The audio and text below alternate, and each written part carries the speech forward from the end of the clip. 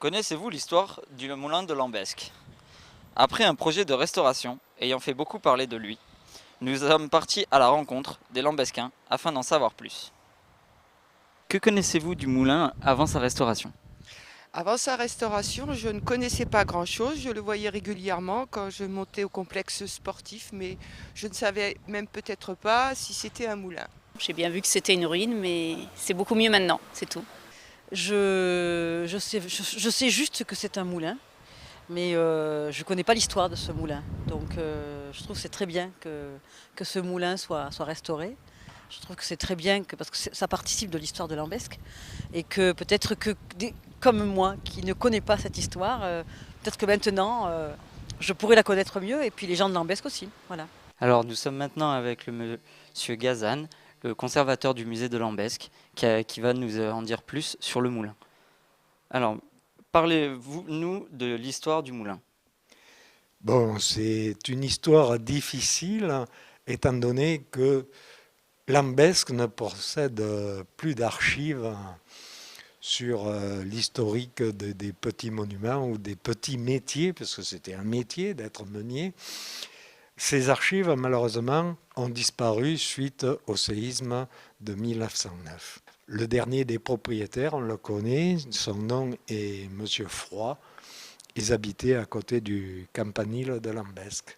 Quels souvenirs partageriez-vous avec nous? Ce moulin a toujours été en place donc, dans ce lieu et tous les Lambesquins ont un souvenir d'avoir cette image de ce moulin. Le paysage environnant a beaucoup changé parce qu'il était en pleine nature. Et à côté, sur le plateau de Berthoire, il y avait de nombreuses aires de battage qui aujourd'hui ont toutes disparu. Comment voyez-vous le futur du moulin? Alors le futur du moulin, c'est tout d'abord le plaisir que les Lambesquins ont de cette découverte. C'est une découverte, il faut le dire, et certainement maintenant, puisqu'il va fonctionner, il va tourner, on va pouvoir produire de la farine. Donc, il va y avoir toute une pédagogie avec ce moulin, parce que les gamins d'aujourd'hui, les écoles, le collège, vont certainement être les premiers à demander à avoir des explications et une visite de cet outil.